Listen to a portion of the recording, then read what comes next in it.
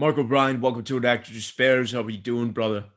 I'm good. I'm good, man. Nice to see you. It's great to see you, man. We were just briefly talking with a mutual friend, Tom Fontana, who was the second guest I ever. Dean Winters was the first. He was Oh, is the that right? yeah, Oh, yeah, wow. yeah, yeah, man. And dude, Jimmy Ryan, you were so good in that role, man.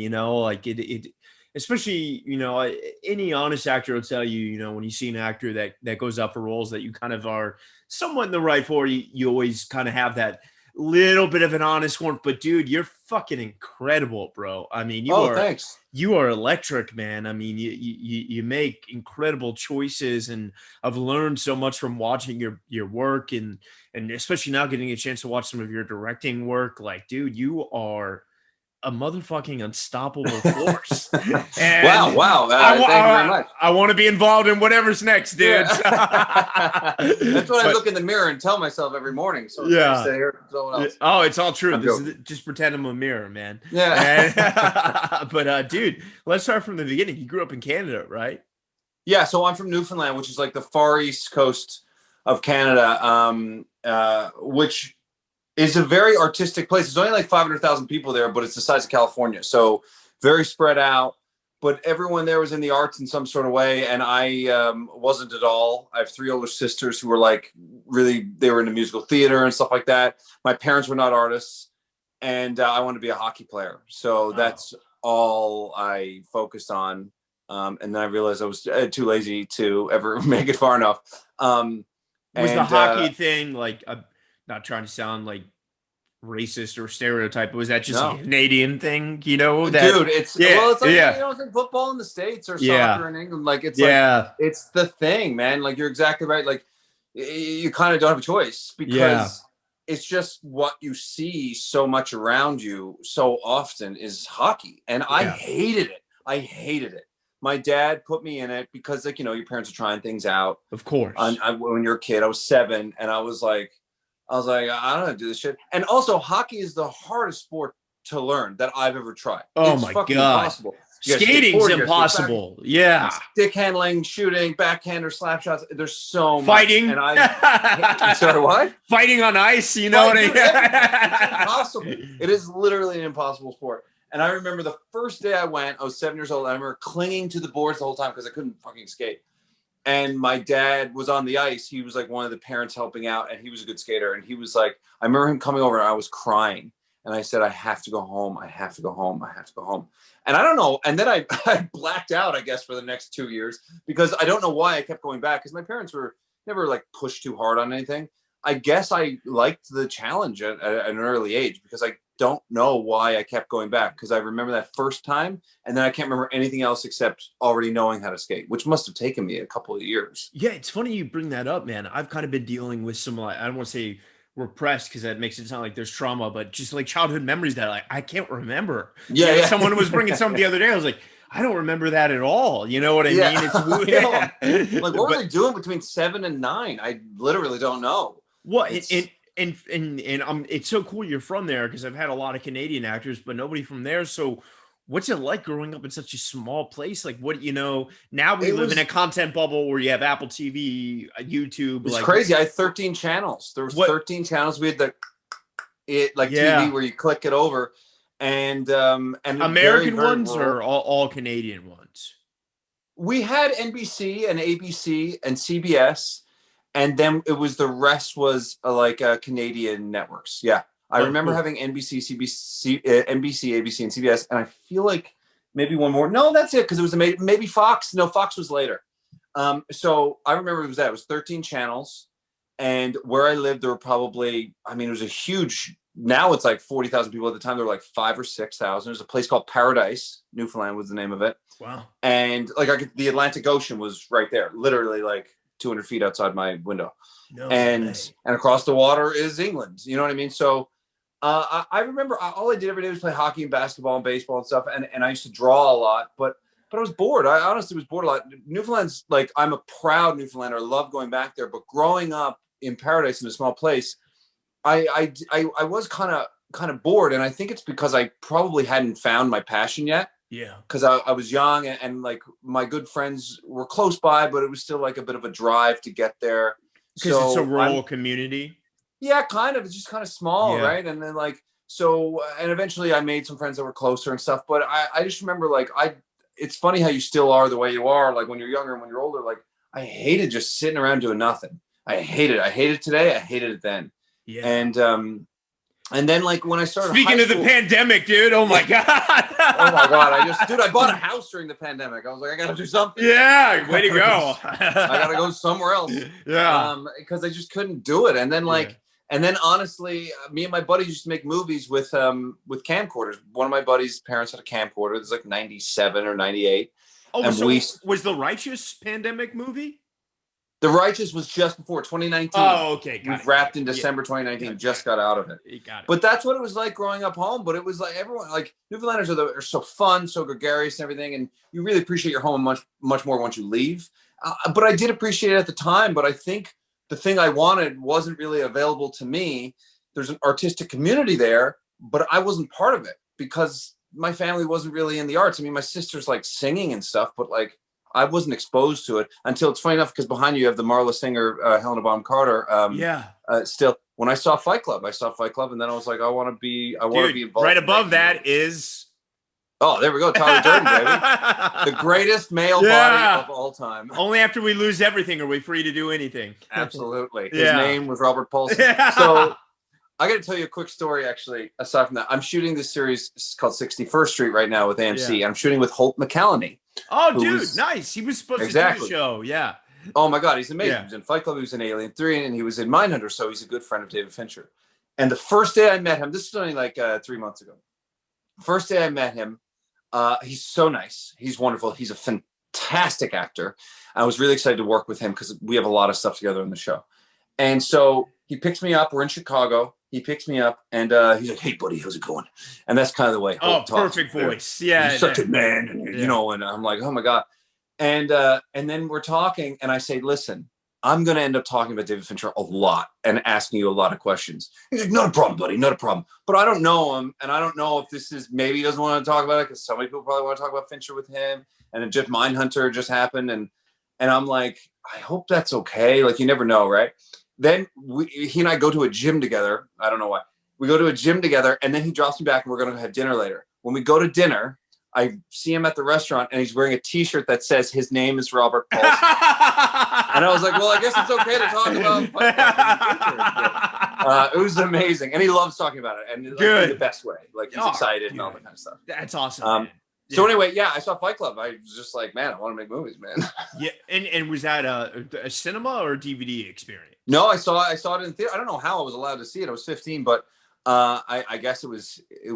Remember, it used to be AA, adult accompaniment. Yeah. There was like PG, PG-13, AA, and R. My dad was so cool. He used to, like, when kids couldn't get in, he'd be like, "They're with me," and there was nothing they could say.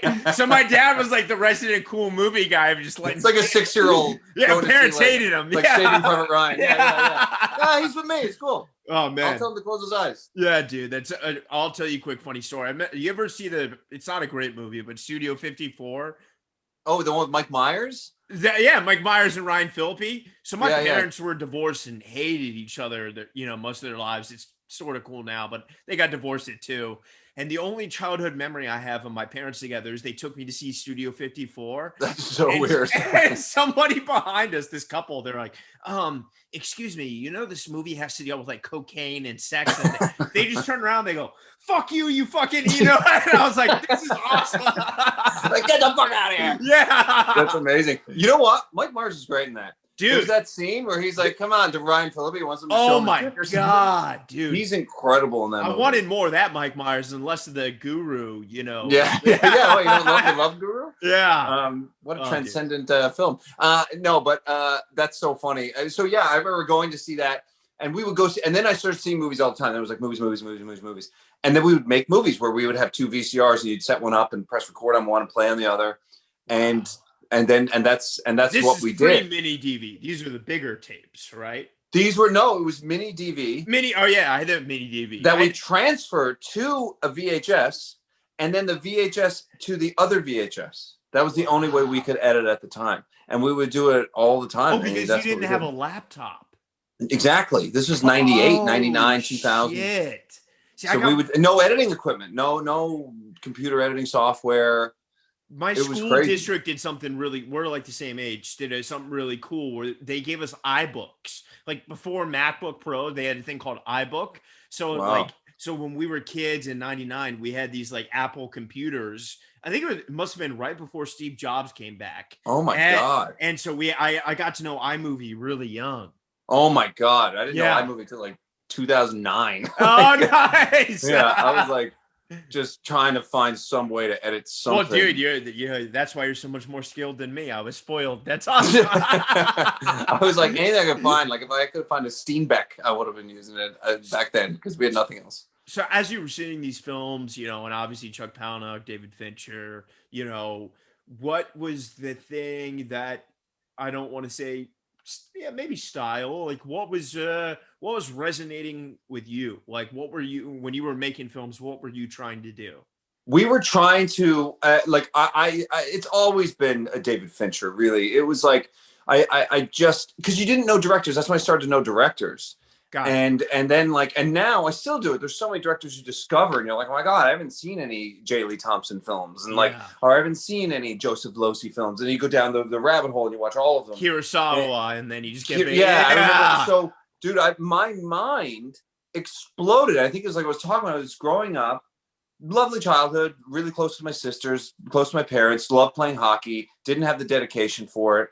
But then when movies happened, I was like, oh my God, like there's so many movies to discover. And I just went off. So around 98, 99, 2000, 2001, I was just like, I got to see like every Ridley Scott movie now. And I have to do this. So, but really for me, I think the thing that really, the director was, it was Fincher, and then it was Hitchcock, really. It was like, because once I discovered Hitchcock, I was like, oh my God. Psycho or Vertigo? Usually it's one of those two. Or Psycho was the first one I saw. Yeah, that was the first one I saw. Because that was the famous one, right? You always start with the famous one. Did you have the quintessential, blockbuster experience? Yeah. Oh, awesome. And I was obsessed with, I'm still a collector of movies. And so the previously owned, and I could buy them. I was like, oh my God. Oh, for like $5, right? For like $5. It was amazing. I'd go in and raid the store. And I used to look up when movies would be released on DVD. And then I'd be like, and about a month and a half after it's released is when I can go get the previously owned one at Blockbuster. That's awesome. Dude, like I used to break our childhoods are the same, minus that's so rad. Walking out being like, what a haul I got. Like, this is crazy. They're just giving them away. Well, obviously your parents notice you probably with a big camera and editing on VHS. At what point do you kind of go to them and you're like, Mom, Dad, I'm really into this thing, or did that never happen till later? It kind of happened really naturally, because my parents were really cool in the way that, this almost sounds negative, but it's a positive. There was nothing they encouraged me to not do, and there was nothing they encouraged me to do. Nice. It was just like, he'll just figure it out, I guess. And I went to university. I studied English literature. I finished my degree. Where at, if you don't mind? For those Memorial University in Newfoundland. I was in Newfoundland. So it's the biggest university on the east coast of Canada, and it was a great place to study, and it was at home, and all my friends were there, and I loved studying stories and stuff like that. And I did like a diploma program at the same time. So I'd be in school for a while there, and then I hosted a kids show for a little while in a Canadian thing, like in between shows. And I was doing that, and I was working at the library at university. And then I did my regular course load all day. And then at night, I did my diploma course load, which was, my diploma was in performance and comedian performance. And what was it? Performance and communications media. I don't know why they call it that. Got it. It was getting to know camera and theater at the same time. And so I do that at night. And then make movies on the weekend. So I literally was like 15 hours a day all the time. So when I started actually acting in movies and you work for 15 hours, I was used to it. I was like, man, that's what I just did for 4 years. Oh, so your stamina was incredible. So I was used to it. And so with my parents, it was all kind of happening at the same time. And I was like, my goal was always to save up and move to Toronto, because Toronto was the big city. Right. And I was like, I got to get to Toronto, and that's where I'll get in like movies and stuff. And was this before Vancouver really had the film scene? Yeah, kind of. It was like kind of bubbling then, and because now it's a bit more binary, right? It's like you do Toronto or you do Vancouver, right? That's exactly. Depending on what coast you're kind of born on. So I was born on the East Coast, so Toronto was the place to go. If I was born in Calgary, I probably would have went to Vancouver, And I guess so Montreal is an exception. Sorry, I'm not for those Montreal Canadian. has Yeah. an amazing amount of things, but a lot of them are French. Yeah. So Xavier Dolan, exactly, Yeah. Denis Villeneuve, Jean-Marc Yeah. Vallée, like, Yeah. and on and on and on. There's so many, but a lot of they're French films. So I was like, that's not really the place to go. So it was Toronto, and then I ended up booking a mini series called Above and Beyond that shot in Newfoundland, and it was a $10 million mini series about World War II, and I had a pretty good part, and that was enough to get me like my first agent and stuff. But it was and I'd done the kids show before that, so I mean, it was really one step at a time. I mean, that's the thing I've learned more than anything, is that it's really one step at a time. It's brick by brick, and it's like there is no destination because it's always changing all the time anyway. And that's why when it's like, my parents didn't even really notice because it was happening so slowly. And then I started hosting a kid show, and then I got the miniseries, like, oh, Mark's in a movie. Okay, cool. And now Mark's moving to Toronto, and now I'm trying this thing. And then I got no work in Toronto, and it was absolutely terrible for a few years. And then I got a show that shot back in Newfoundland. So I went back there, but then I couldn't get any other work. So every time there's something great, it kind of lets you see the peak of the mountain a little bit. So you're like, everything's great, but I want that thing. And that's so hard to get to. The never ending moving goalposts, dude. It's never ending. But if you have a goal and you get there, then you have nothing to work for. So it's a beautiful thing at the same time. And so while you were at school, were you doing any kind of acting classes? Oh, nonstop. I did everything I get my hands on. Like, I was in acting class at night there with the diploma program. We had an acting Got it. Okay, got it. So that was 2 nights a week, 3 hours each set, so 6 hours a week. And at the same time, I was doing local theater. And I remember one of my buddies was like, local, not being off campus or on campus. It was local as in it was in Newfoundland. Got it. But it was off campus. It had nothing to do with university. Okay. So I had to find time to go to that. And I mean, I started my first. This is how hard it is for actors starting out. It's like you kind of have these dreams, like, I'm gonna get this big role or something like that. My first thing I did on stage was a play called Bye Birdie, which is the dude, I did it. I was like the guy who can't sing, and I had one line. I was reporter number 2. Oh, so we had the same thing. Yeah, I was reporter number 2, and I had to sing in the chorus, and I can't sing. Me either. It's so embarrassing. Yeah, you're like going in, and you're kind of. And I had to do the dance move. Oh, dude, the whole thing is so hard. It was embarrassing. I was like, I don't know how to do any of this, and I would mime singing all the time. And it was fucking brutal. Quiet sing so you think the chorus makes up for you. Exactly. You're like, no one's really noticing. Yeah. But then, like, sometimes you go to the male chorus rehearsal, and there's only 4 of you there, and you're like, I can't fucking blend in with this. I know. Like, oh God, I had a chorus teacher that was like, dude, you suck. I'm like, I know. I told you this. Yeah. Yeah. Like, just don't have me sing. Am I adding anything to this chorus? Oh God. But it's like, that's where you start, So I was doing everything I could. I remember one of my buddies was like, oh, man, how much are you getting paid for that play? I was like, nothing. Yeah. Absolutely nothing. I didn't get paid for anything for years. Like, you don't start out getting $50,000 or something. He was like, man, I'd never do that. I was like, well, I don't know. That's how you start. You know what I mean? So it was very intense, and it was all for very little. But I think even at the time I knew I was like, I'm building something. And also when you have an excitement to learn, I was like, I'm learning. I know I'm learning, which still is obviously today. And it's like, when you're aware that you're learning, it takes the burden off the lack of money or the lack of glory, because you're like, oh man, I just learned something really important, which for me, as my career's gone on, it happens even more so because you're even more aware of how much I don't know, totally. Which you are as a person too. So it's actually this wonderful blessing to keep being burdened, because each time you do, I learn more each time that it's hard than I do when it's good. Yeah. Which kind of brings it back to Fight Club, is like becoming this apprentice to learn this skill, to do this thing, And so I'm really curious, while you were there, I don't know the Canadian market as well. So tell me, were casting or any of those kind of people coming to your shows or classes? Nothing. Wow. So I remember there was 1 or 2 local directors who saw me in another play and put me in a play.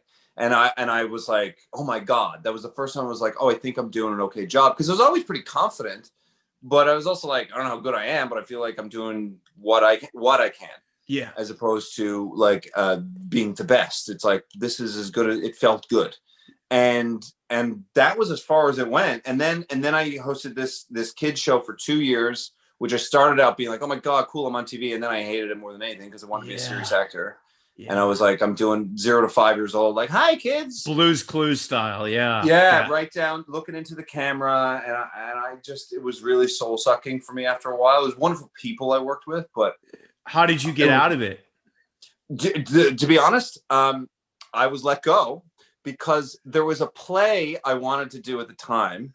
And the head of the network, this woman who shall remain nameless, but I have no contact with her since. And she was very, very inconsiderate. I remember I wanted to do this play and she was like, well, there's some adult content in that. And I said, it wasn't that bad, by the way. It wasn't like, I wasn't doing red light winter. Shame. Yeah. Yeah. It was like, I was like, it's not that bad. And they wouldn't let me do it. And I remember my contract was ending in like a month. I remember I got on the phone with her and I didn't have an agent at the time. And I said, look, I have to do this play. I have to do it. Outside of doing this kid show work, I have to do this play. It means a lot to me. I'm trying to, build my career. I'm about 22 at the time. And she was like, no. And I said, okay, are you going to renew my contract in a month? Because there's been no talk of that. And like, are you going to renew my contract? And like I said, I didn't have an agent. And she said, absolutely. And so I felt beholden to the show, to the kid show. I was like, I should do it. That's, I said I would be on this show. Okay, I'll not do the play. They didn't renew my contract and let me go. And it's the greatest thing that ever happened to me, but it goes to show those things that happen. Wait, did that fuck you from the play? Oh yeah, the play was already done. It was too late. What? I needed to let them know about the play. Rehearsals were starting in like a couple weeks, and my contract was in like a month and a half. I am gonna hunt this girl down and send her some fake. I haven't forgot her name. I haven't forgot. And I was like, and she was, the way she handled it was really, really crappy too. Who does that? Oh. I know it was absolutely awful. I was like, man, that's just so. Like, I'm so terrible. Sorry, Mark, man. Fuck her. Well, but it's the greatest thing. I hope she's listening now, because fuck you. Yeah, I know. She knows who she is, and fuck you. Right. Yeah. Like, it was just, at the time, because it was my source of income, and I was going to move to Toronto. Yeah. I was like, this is my money I'm making, because I didn't make a ton of money, but pretty good for like a 21-year-old. Better so than waiting tables, Yeah. So I had to go to Toronto and wait tables right away, because I was like, well, I thought I was going to do that for another little while, and then move to Toronto. And then I moved to Toronto and did not work at all for like 2 or 3 years. Absolutely nothing. And I was like, I had no money. I went completely into debt. And I had student loans at the same time. I paid through all my university. So I was like, I'm like 40, 50 grand into debt and I'm making nothing and not booking any work. So that was like the start of a really hard stretch. That was like, well, if you don't mind, because I love that you shared that, and thank you for doing that. A lot of actors listening, particularly now, still coming out of a pandemic, maybe, God forbid, about to dive into something kind of weird again with this Delta thing, are dealing with exactly that. So how did you buoy yourself during that time? Do you know what I did? I made my own short films. I wrote my own stuff. I rented the camera, put it on a credit card. Like I said, I was broke. And back then, now there's no excuse, because it's like, I had to rent a camera. I didn't have a camera on my phone at the time. This was I had the Razor phone. That's what time period we're talking about. God, I remember that one too. There was no video. Yeah. So I was like, I couldn't make a movie. So I would rent a camera from like an audio visual production house, write a script and shoot it with my friends. And I did that over and over and over and over and over and over. And the biggest thing I learned from that, and during the pandemic, I mean, I have a 3.5-year-old. I still wrote and wrote and wrote and wrote and wrote. And it's like the reason why not every actor has to be a writer, but there are ways to hone your skills. And when I was writing all those shorts that never got into any festivals, by the way, completely rejected from everywhere. Anything I made during that period, complete rejection, and not getting any work on top of it. So it was like literally 100% rejection across the board. And so, but what I learned was when you write and direct your own stuff, even if you don't want to be a director, when I'm on set now, I have such an understanding of that camera and what they're doing, and it affects your performance. Because I don't believe in when actors go in, they're like, I'm just a character. I don't care about the technical qualities. It's like, well, good luck, motherfucker, because it is a technical medium. So yeah, it's going to be tough if you don't understand that you're not in the shot when you're supposed to be, or you're not in your light, or the camera is moving around you and you can dance with that camera a little bit in certain ways while still being in character. I think that's your job. So when someone's like, don't tell me what the camera's doing, I'm like, maybe you should know a bit more about that because you're working at a camera's medium job. So anyway, so I learned so much about that then that like you understand what they're doing. and why they're doing it. And I talked to a director recently who said, she said, I don't like, and I said, I love to know the coverage when we do a scene. When we start to do a scene, I'd love to know the way you're shooting it. And she was like, oh, I don't like actors who save it for the close-up. I was like, I never save anything for the close-up. Yeah. But it's helpful to know the way you're shooting it. Yeah. It just is helpful in whatever way that works within, I think, most actors' brains. I think it's really helpful to tell people that. So anytime I've directed, I try and tell people that. I'm like, here's the way we're going to shoot. Unless they specifically don't want to know. That's up to them. But I never believe in that saving a performance kind of thing. If you know the camera well, which you should, yeah, you're going to probably give a better performance and know where your stamina lies. Because you might go into a scene thinking they're going to do it in 1, and it's only going to take an hour, and it takes 5. And what happens then? You're gassed at the end of it. You're pissed off. Right. You blew your load early. Yeah. Why are you doing more coverage? Why are you doing all this? Whereas if you knew it to begin with, it's just like getting on a plane. If you're going to have a flight that you think is an hour and it turns into 5, you're fucking pissed. Yeah. But if it's 5 and it ends up being 4:40, you're fucking yeah. Well, we saved 20 minutes. That's awesome, man. And I'm curious, do you feel like even though they didn't get into short films and they didn't get you at the Oscars shorts or LA shorts even, you working those waiting table jobs and doing that, but just having that creative outlet is what kept you sane during those 3 years? 100%. And I'll even tell you this. I worked as a theater usher at one point while they were doing Dirty Dancing, the musical. And it was 3 goddamn hours long. And I had to stand in the theater and watch it every night. And even just watching that, I remember watching the way every single character, and I just studied them, and some of them were good and some of them were bad. Yeah. And it was I actually thought it was a pretty decent show, to be honest. But I was like, just studied the whole thing. I was like, oh, that's kind of how you do it. And this guy kind of stepped out a little bit while he was going off. This guy's too much. Like, it's just study. And I remember one day, this is the thing that stuck with me the most during that, when I was working as the usher. There were like 20 of us, by the way. It was a huge theater. And I remember there was a guy in the chorus, a dancer. And I remember walking into the theater one day and seeing him talking to someone outside. Like, he showed up, he was about to get ready and stuff. And I remember him saying to the person he was talking to on the street, saying, anyway, I got to go to work. And I was like thinking, it's so cool that guy's work is this job. And he was just in the chorus. And I was like, that is so cool for him. And that's what I think about anytime I complain on set or complain when I'm off set. I'm like, I'm working as an actor right now. Yeah. That is so cool. And I think about that guy all the time. I mean, that was 15 years ago. And I still think about that all the time. God, dude, I love your fucking energy. I'm so glad we met, man. I needed this today. Dude. You do anything. I know, God. Do you do classes? Yeah. You make it drunk and I can snort? Yeah. But, dude, that's so rad, man. And I'm curious because, like, any honest actor will tell you, when you start this journey, obviously experiences like Fight Club and Psycho, it's like Hollywood. But as you start to go on, I love what you just said about the chorus guy. It starts becoming like, God, waiting tables for 3 years. It would just be so cool to have a job doing what I love and make money and not have to do this. So as you started to struggle, do you feel like it was just like, God, it would just be cool to get an episode of a show, or you know what I mean? I went like this. The goal was to, like, I thought I was going to arrive in Toronto and be in the lead of a movie. That's what I thought. That's what a lot of people, I think, kind of think at some point. So I was like, yeah, that's going to happen. Then nothing happened for such a long time that then I had to get a job after like a month or something. So I got a job as a server. And I remember being like, I just want to make enough money so I don't have to be a waiter. Yeah. And then after months and months and months passed, a year or two or whatever, I remember thinking, I just want to make enough money so I don't have to do this 4 or 5 times a week. If I just had to do this once or twice a week, I would die happy. Yeah.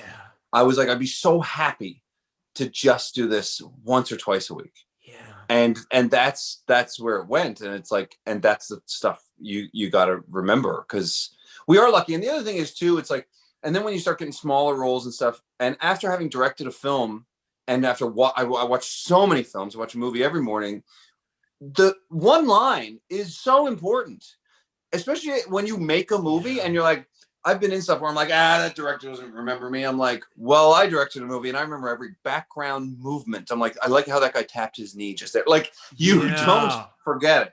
And as an audience member, you are taken out of a movie so quickly. So my wife and I, she hadn't seen Uncut Gems yet. We watched it last night.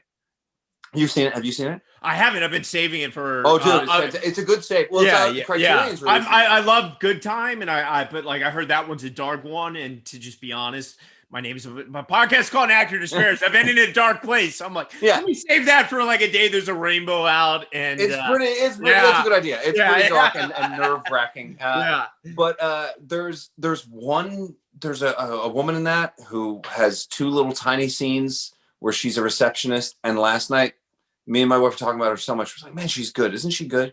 She's like 6 lines. And I was like, who is that? I looked her up. I had to look up who it was. I can't remember her name now. But I always call that the Ben Mendelsohn Place Beyond the Pines. You know, did you see it? Yes. Yeah, Who's that guy? Like that guy. I want a movie about him, you know? Yeah, exactly. It brings so much to it. And I remember thinking that it was like slumming it or something to be a small role. And it's like, no, man, like every role's and good directors care so much who has even like 2 lines in their movie. They're like, I really care because I wrote them. Dude, I'm not just saying this. You're one of those actors, man. Everything I've seen you do, you make choices and you know what you're doing, and to exist in whether it's you're in every scene in something like season 1 of Tom's show, City on a Hill, or something like Arrival. You know what I mean? Where you're with 2 of the biggest actors in the world. Just you're brilliant, dude. And thanks, man. This leads me into my question of finding your voice. Is that something that you felt like happened while making your films and while struggling, or did that not happen until you started working, or was it a amalgamation of both? I think it was like as you work. Like I didn't want to go to I never wanted to go to theater school because I was like, I feel confident enough. Like I've told this story a lot, but I got interested in acting by watching Edward Norton in Primal Fear. So obviously Edward Norton had a big effect on me because then I saw Fight Club and blah, blah, blah. But I was like, I want to know who that actor is. I've never, because at that time, Denzel Washington is and Tom Hanks and Julia Roberts. But I was like, I never heard of this guy. Like he's really good at acting. I never really thought about that before. And so for me, it was like that really spurred something on for me. And I knew I was like, he's just a guy who's doing it. I'm a guy who could just go do it. What's the difference between me and him? Circumstance. Everybody's either everyone's got a like better than someone else or not as good as someone else. Everyone is born in somewhere different than the other person. So to say I'm at a disadvantage because I'm not born in New York City or something like that, but I have an advantage. I'm actually born in Newfoundland where there's not as many people and there's an artistic community that wants to support people that I can go and just do it. So I'm going to take advantage in a different way. And why can't I be as good as him? Yeah. And so that gave me like a confidence it was a logical confidence. It wasn't like a bravura that I had or bravado that I had. It was like, that's just logical though. Why couldn't that person be as good at that thing as that other person standing next to them? Yeah. In a different way. Totally. And so I was like, so I always felt confident. And then I started to find my voice a bit. I think I did this Canadian series called Republic of Doyle for 6 years. There's sort of an action comedy kind of show. And I played sort of the comedic relief of the show. And I really embraced it and really loved every minute of it. But I think in the last few seasons, I started to realize the parts of the character I liked. But then I started to realize, like, I've played this thing so long in 6 seasons that it really opened me up to the kind of work I want to do. Yeah. And a lot of that work I want to do was within that show at the time. But it was like, I think from doing the same thing over and over and over and over and over, it just really helped. And then I moved to LA and I kind of knew what I wanted. I knew the people I wanted to work with because you have a similarity with people too. Like if me and Jimmy Joe, the filmmaker, sit down and watch all the same movies, I'm an actor, he's a director, and we have watched all the same movies separately. And I go in an audition for him and his script is kind of like all those movies. Yeah. I kind of know what they're looking for in an indescribable kind of way. Totally. Because you're on the same page tonally and your voice is very similar. Yeah. And I realized that early on. I was like, well, I just need to study the hell out of the people that I admire. And I Yeah. want to work with people who make those kinds of things. Yeah. And I've actually found that to be, because it's a weird notion, but I've actually found it to be helpful for me, if not successful, but certainly helpful to think about it that way. Well, and being as talented as you are and going the other direction, and this is the thing that I think all actors and even myself, how do you be good in something that's not great? Like, because you're so lucky if you get a job that like you kind of like starting out. Most of the time it's years of doing things you don't like until you Yeah. get a co-star or a guest star in something that you It's like. the greatest learning lesson is Yeah. doing something that's not good. Yeah. And every actor has done stuff that's not good. And that's the greatest learning lesson. Because when you go from something that is not good, and then you get to go work on something that's great, it's kind of like, Holt McCallany said this to me recently when we talked about Mindhunter. He said, I was given a tuxedo and taken to the greatest ball on earth and seated down to have a Michelin star meal, and all I had to do was not spill it on me. That's what Mindhunter was to him. Wow. And I love that, because he's like, it's there. You just have to eat the food. Yeah. And so when it's really great, you just got to eat the food. So, and that's great. That's wonderful, but you're not going to learn anything. Yeah. So the best is when it's like, I don't know my way around this. And the role I'm doing right now in 61st Street is a great role. I'm very excited about this show. And the challenge is the character is in it a lot. He's one of the leads of the show, but he doesn't talk as much. And for specific reasons, nothing physically holding him back, but it's like there's a lot going on and he doesn't speak as much. And I often play pretty extroverted characters a lot of times who have a lot to say. And so that's been the challenge. And it's like, what a great challenge to have. Like, what a gift, as opposed to doing something that I've done already. It's so interesting because I'm actually, after this, I have to go learn something in sign language for an audition. So I'm dealing with, yeah. So that's so interesting, man. And I'm curious then, when you moved to LA, what made you coming from the East Coast of Canada, what made you, just because of your agency, you went to LA versus New York? I'd been there a few times, and it just felt like that was where the most was happening. Got it. And it just felt like, and I was always more interested in living in New York than LA, always, my whole life. Oh, like you once were? that became an idea, always. Oh, wow. But LA just seemed like, I was like, it just seems like this is where the stuff's happening. And remember when we left Canada, not like a lot of people said this to me, but I'd heard it around where it's like, oh, you're going to LA now. I was like, I'm not going to LA to abandon Canada. I'm going to cover as much ground as I possibly can. Yeah. And in fact, I've gone back and done two Canadian films that I'm very proud of. Goalie and Hammer were both Canadian. Love those films. And I wanted to cover as much ground. And I felt like in LA, it's the place where most of the meetings happen, and I can be in person for most of the auditions. Totally. And so it sort of made sense in that kind of way. And again, I really linked up with a great manager and a great agent, and it just all made sense. It made sense. You an American one, you mean? Yeah. Or, yeah. Awesome. So I have a Canadian agent still to this day, because she's amazing, and she does just as much work as everyone else. So then I just added to the team. Love that, dude. That's so beautiful, man. And obviously getting a visa and coming to America and doing that thing, and you're married. Was that a trying transition for you? It's I got to tell you, man, getting a visa is not easy. Like, I shouldn't say that, because it's so hard for so many people, but I can only relate to my own experience. Yeah. And my own experience, I mean, it's funny because I just did Blue Bayou, which is all about this and how hard it is for other people. And I can't even imagine it, because even for someone who, I did grow up lucky. I grew up with a wonderful family who loved me and took care of me and was really protected and supported and all that kind of stuff. And moving to the States was relatively easy. But within that realm, it is very difficult. It's still really a tedious process. But we worked really hard on it. Myself, my wife, it was a very expensive process too. So, and the funny thing you hear is, you hear a lot from people, oh, you going down there? Do you have something lined up? And you're like, no, nothing. Yeah. I've never, and every Canadian actor or Australian actor, British actor wants to book their first American job. Totally. It's like it's a thing. And I was like, I have nothing. We have no idea what's going to happen. And it was the same thing when I moved to Toronto, and it was again. So it's a scary thing, but I was so excited. I just couldn't wait. That's so beautiful, man. And having that, and doing, I mean, there's something doing it in a palm tree setting that is very soothing for the soul is Yes, I was as like, tough as ah. LA as can be, man. But that's awesome. And did you enjoy LA and start to find that I loved first? it right away. I Yeah. loved it right away. And look, I got to tell you, it was funny when we immigrated from, we were at Toronto at the airport because I lived in Toronto for years. And then when we got out, it was actually a blizzard that day. And it took a long time when you immigrate. You have to go into like another room. It's a whole thing. Like I said, it's a very, very long process. I Yeah. shouldn't say it's hard because there's so many people it's actually hard for, but it's long. Yeah. It is. It's long and detailed. So we were taken to another room and everything. Then it was a huge storm. And then we were like, are we going to get out? And we had so many bags. We had a cat. We had the whole thing. And then when we got out, I felt like it was like the end of Argo. Like we were like hugging, like we made it. Wow. We made it out. Because it was just like, it was so crazy. And when we got here, I still feel like this. That was 6.5 years ago. No, that was 7.5 years ago. And I still feel the excitement of LA being movie town.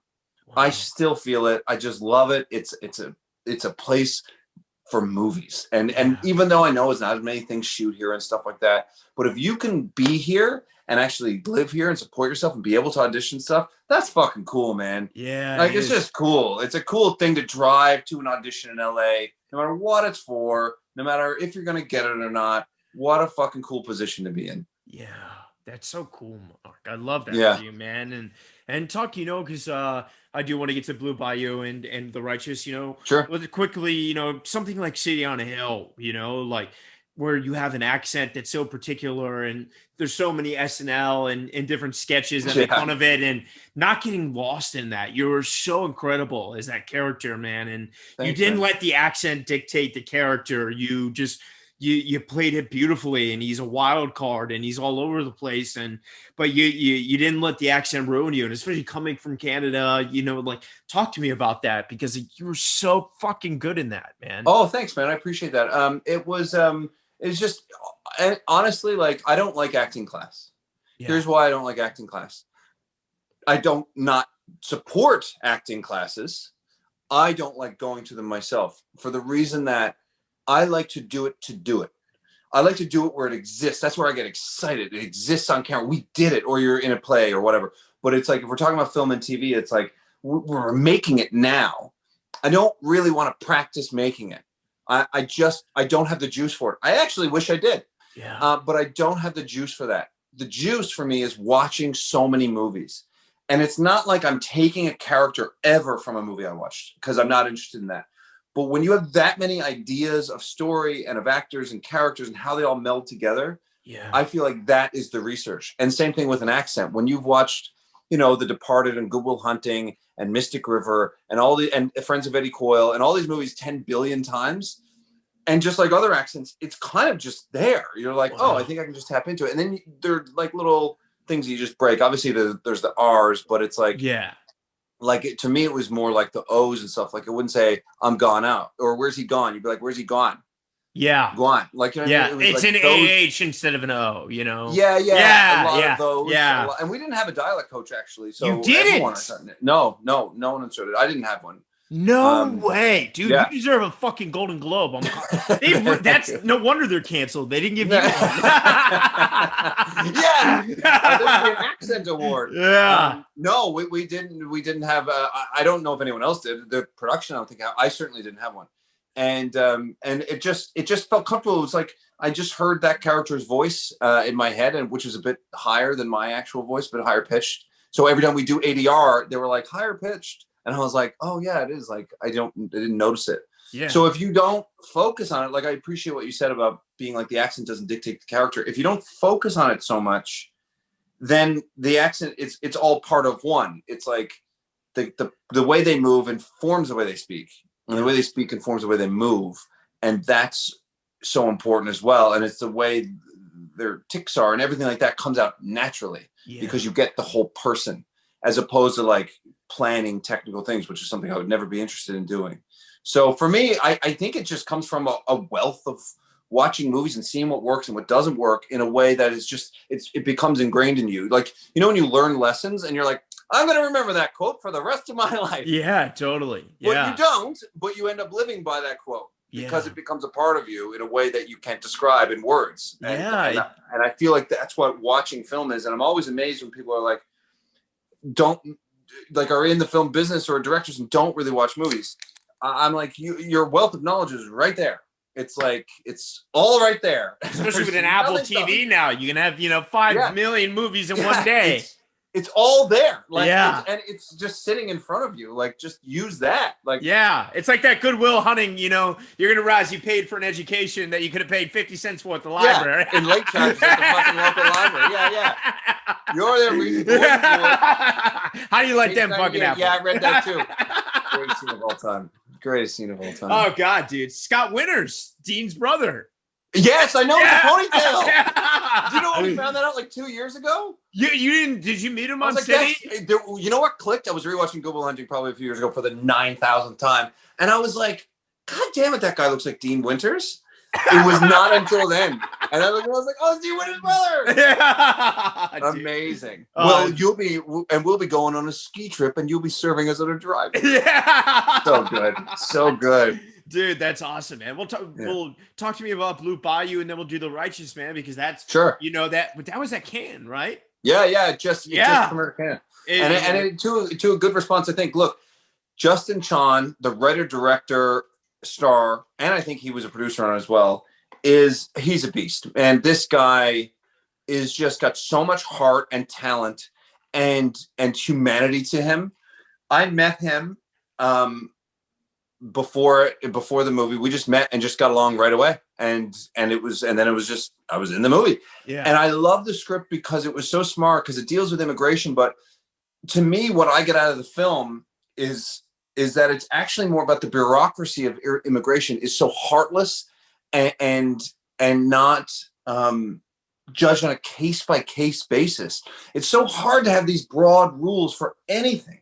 And that's the thing I got from it. I'm like, this doesn't even make sense. Like, can't people make judgment calls? Yeah. It's like all these broad rules, and it was just so heartless. And so I was just excited to be part of that movie. I was so excited. And Alicia Vikander, obviously, I'm a huge fan of hers. Oh, man. And I like the role too. I play Ace. I play a cop who's kind of like, I really respected Justin for not just writing a cop who's just a piece of shit.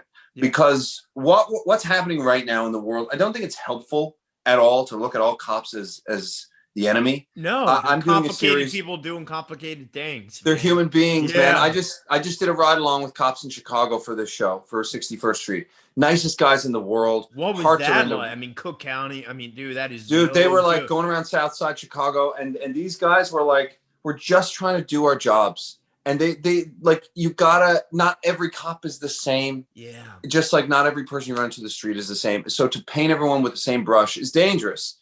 And I thought Justin did a really smart job of seeing the gray in between with the role. And that's what I liked. He's a guy who just wants to see his kid, wants to get his kid back. And at the same time, he's also kind of compromised too. Like, it's a tough position to be in, and I really like that he showed that. And there's no Golden Globes this year, but you're gonna fucking go, dude. You're gonna be nominated, man. I know it. I feel it. I see it. I hope. Look, I'm pulling for Justin and Alicia. Justin is, like I said, I couldn't think. I love Justin and Alicia, but dude, I love Mark, man, and there's nothing more I would love to see. And I'm getting the heads up note, so. Dude, you're gonna have to come back on that one. Let's jump in The Righteous and then wrap it up. So sure. Talk to me about, where did the idea for this one come from? So this is the movie that I wrote and directed that I think I've always been such a fan of Bergman and Tarkovsky and the great filmmaker Carl Theodor Dreyer, and I really liked psychological horror because I think dread is so much more interesting than gore. And I wanted to make something, and I love playing with surrealism. So to me, really, it's about an ex-priest who's facing the vengeance of a wrathful god after a mysterious stranger shows up at his house. And it stars Henry Czerny, who's great, who's back in the new Mission Impossibles. He was in the first one, Kittredge. Yeah. And he was in Ready or Not. He played my dad. Anyway, and he's been in a million other things. I don't know why I'm trying to pitch. People know who he is. And Mimi Kuzik, a great actress, and myself. And great actor. He's an up-and-comer. and look, it's about this man trying to deal with something from his past, and it has a surreal touch to it too. But it's I would categorize it as a psychological horror, because it's that feeling of something that's beneath it all that you don't know how to deal with. While we're kind of doing, I kind of want to do like a sort of not plot book conceit we're used to, where a mysterious stranger shows up and what's he going to do? Yeah. But turning that on its head, so that's not what you think it's going to be, and you don't know what it's going to be, and at the same time playing with tone and genre, so it's changing every few minutes. Yeah. And that was really important to me, to do something like that. Well, dude, it's so fucking good.